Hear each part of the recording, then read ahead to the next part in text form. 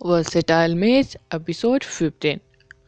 शिक्षण्या को उसकी मौसी के घर वापस ले जाने और उनके साथ डिनर करने के बाद मोफेन लाइटनिंग एलिमेंट मैजिक का अभ्यास जारी रखना चाहता था। हालांकि जब उन्होंने कंट्रोल पर अपना सामान्य अभ्यास करना शुरू किया तो उन्हें सिरदर्द महसूस होने लगा, इतना बुरा कि मानो उनका सिर फटकर अलग हो रहा हो।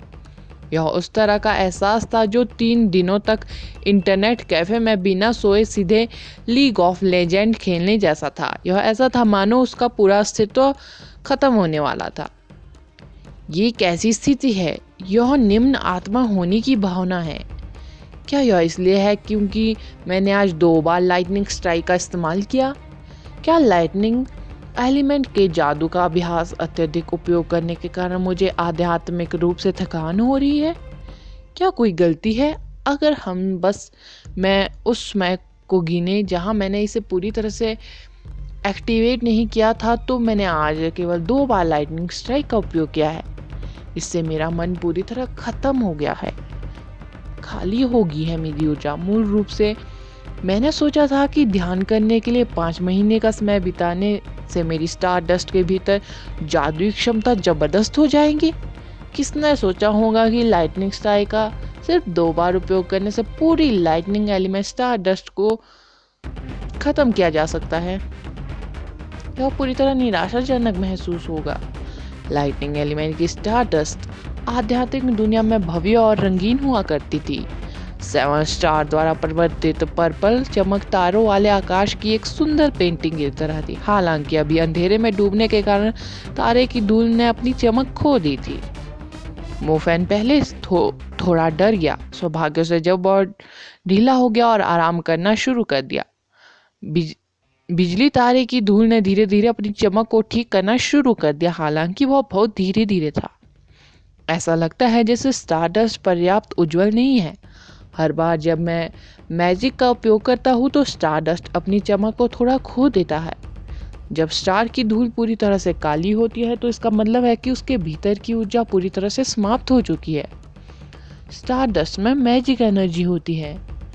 कोई आश्चर्य नहीं कि होमरूम शिक्षक जू मिशेंग सारा दिन यह कहते हुए तनाव में रहते हैं, भले ही यह उबाऊ हो, फिर भी आपको ध्यान करने की आवश्यकता है। यदि एक प्रतिभाशाली मैजिशियन लगन से ध्यान नहीं करेगा तो वह औसत दर्जे का हो सकता है। इन शब्दों का मूल रूप से मतलब हो सकता है तो क्या हुआ? अगर आपका कौशल अविश्वसनीय है, अगर आपके पास मन नहीं है तो आप सिर्फ एक कचरा है। भूल जाओ, इसके बारे में मत सोचो। मुझे जल्दी करना चाहिए और सो जाना चाहिए, वरना मैं सच में बेहोश हो जाऊंगा। आदर्श इतना सब कुछ सोचते हैं। जब वह अपने कमरे में सो रहा था तो वह भोर तक सोता रहा, अगली सवेरे तक सोता रहा। शिक्षनिया प्यारी थी। लगभग दोपहर हो गई थी, फिर भी उसने मोफेन को नहीं जगाया। मोफेन ऊर्जावान महसूस करते हुए अपने बिस्तर से बाहर निकले। उन्होंने आसानी से ध्यान की अवस्था में प्रवेश किया और अपने स्वयं के ढाल की तारे की धूल को स्कैन किया। उन्होंने पाया कि अधिकांश स्टारडस्ट चमकीला चमक रहा है। वह शायद बहुत जल्द अपनी पूर्व चमक को पूरी तरह से ठीक कर लेगा। ओह ठीक है, मुझे अपने लाइटनिंग एलिमेंट को बाहरी लोगों के सामने प्रकट नहीं करना चाहिए। हालांकि यह कानून द्वारा शासित समाज है, फिर भी यह लोगों में जलन पैदा कर सकता है। एक उदाहरण, मियो परिवार होगा जो एक उंगली के बिंदु से आकाश को ढकने में सक्षम है। ऐसा लगता है मुझे अभी भी फायर एलिमेंट को विकसित करने की आवश्यकता है। इस तरह से अन्य लोगों को मूर्ख बनाना आसान होगा। आदर्श ने इस विशाल सवाल पर विचार करते हुए अपने दांतों को ब्रश किया। हालांकि मेरे पास केवल एक ही दिन में इतनी ऊर्जा है, मैं लाइटनिंग एलिमेंट की कल्टीवेशन कैसे कर सकता हूँ जबकि मैं फायर एलिमेंट की कल्टीवेशन कर सकता हूँ? आदर्श केवल 5 महीनों में लाइटनिंग एलिमेंट के कौशल को सक्रिय करने में सक्षम था। इसका कारण यह था कि उसने अपना सारा मेडिटेशन में लाइटनिंग एलिमेंट पर बिताया था। फायर एलिमेंट कितना भी आकर्षक और मनमोहक क्यों ना हो, आदर्श मोफेन अभी भी लाइटनिंग एलिमेंट के प्रति एक निष्ठ रहे। वार्षिक जादू परीक्षा लगभग आधे साल में है। यदि मैं लाइटनिंग एलिमेंट की शक्ति को इतनी जल्दी प्रकट नहीं करना चाहता तो मुझे अपना सारा ध्यान अगले स्कूल सेमेस्टर में फायर एलिमेंट की कल्टीवेशन पर केंद्रित करना चाहिए और उस बिंदु तक पहुंचना चाहिए जहां मैं फायर एलिमेंट के प्राथमिक कौशल को सक्रिय कर सकूं। हालांकि अगर मैं ऐसा करता तो इसका मतलब होता कि लाइटनिंग एलिमेंट की प्रक्रिया आधे साल के लिए ठप हो जाएगी। मुझे ध्यान करना है तारों की धूल कारण मजबूत नहीं होंगी। आदर्श ने अपने ध्यान कार्यक्रम में कुछ वक्त बिताया और सोचने लगे। जादू की वार्षिक परीक्षा में 6 महीने से थोड़ा अधिक समय बचा था। मोफेन ने 10 घंटे वितरित करने की योजना बनाई जो वो हर दिन संभाल सकता था। 8 घंटे फायर एलिमेंट की कल्टीवेशन पर और 2 घंटे लाइटनिंग एलिमेंट को धीरे धीरे कल्टीवेट करने के लिए। इस प्रकार लाइटनिंग एलिमेंट की वृद्धि बहुत धीमी हो सकती है, लेकिन यह कम से कम एक्टिवेट में अपनी प्रवणता बनाए रखेगी। फायर एलिमेंट की खेती के लिए हर दिन 8 घंटे खर्च करना पहले से ही उन छात्रों की तुलना में बहुत अधिक था जो केवल 5 घंटे ध्यान करने में सक्षम थे। उसकी चाची मोकिंग दोपहर के भोजन के दौरान काम से घर वापस आई। आंटी मोकिंग अब तक सबसे असामान्य महिला है। वह पीले चेहरे के साथ दुबली पतली है और वह बहुत अच्छी इंसान है। मोफेन, तुम वापस आ गए। मैंने आपके पिताजी से सुना है कि आप पूरी तरह से टियान लैंड मैजिक हाई पर खेती करने पर ध्यान केंद्रित कर रहे हैं। आपको वास्तव में अपना सर्वश्रेष्ठ करना चाहिए। यदि आप प्राथमिक मैजिशियन बनने में सक्षम हैं तो आप हमारे मो परिवार के पूर्वजों को सम्मान दिलाएंगे, मोकिंग ने कहा। एक प्राथमिक मैजिशियन और मैं पूर्वजों को सम्मान मिलेगा? कितनी पीढ़ियां से हम गरीब रहे हैं और मुझे नहीं पता कि मैं तैयार हूं या नहीं। तुम्हारा पति कहाँ है? मैंने उसे चारों ओर क्यों नहीं देखा? मोफेन ने पूछा। वह पहाड़ों में शिकारियों को माल पहुंचा रहा है। मैं वास्तव में यह नहीं समझती कि उनके जैसा सामान्य व्यक्ति संभवतः पहाड़ों में जाने का साहस कैसे कर सकता है। अगर उसका सामना किसी जादुई जानवर से होता तो वह उसे एक घूंट में निगल सकता था, मोकिंग ने शिकायत की। क्या? आदिम पहाड़ों में जादुई जानवर हमारे शहर से काफी दूर नहीं है, मोफेन ने कहा।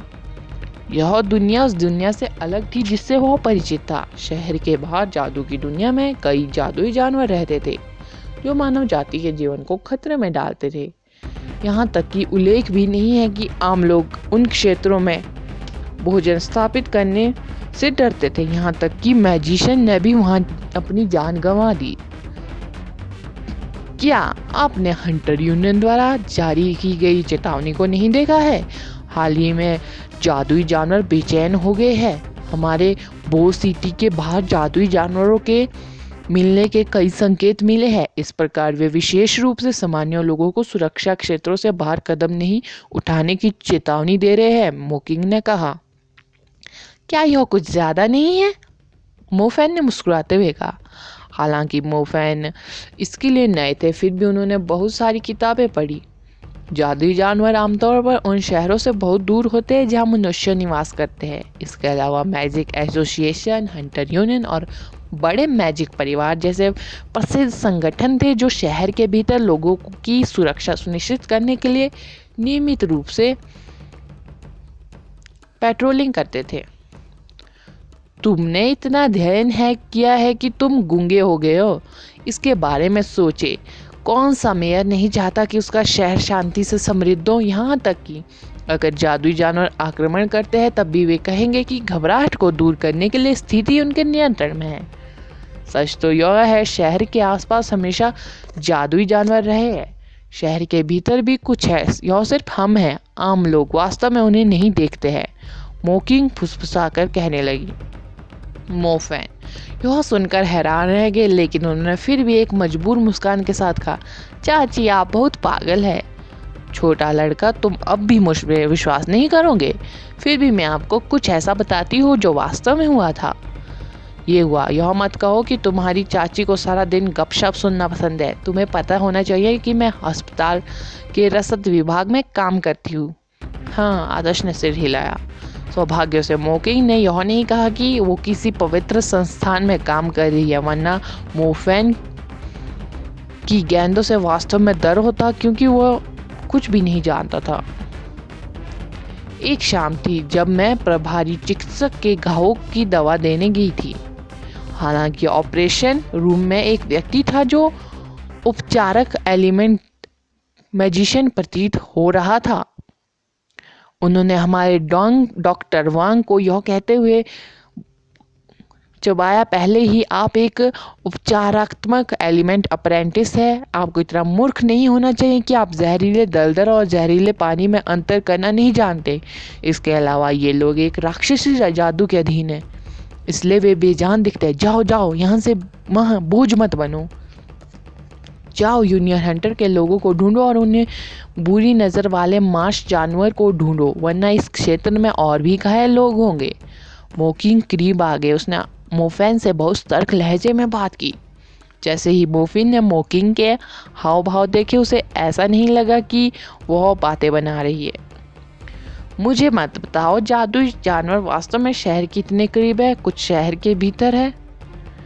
ये काफ़ी डरावना है। जादुई जानवर राक्षस थे जो लोगों को खाते हैं। यदि आप एक के पार आगे तो निश्चित रूप से मृत्यु निकट होंगी, मोकिंग मोफेन से कहती है। अगला एपिसोड जानने के लिए बने रहे मेरे इस चैनल के साथ। Thank you.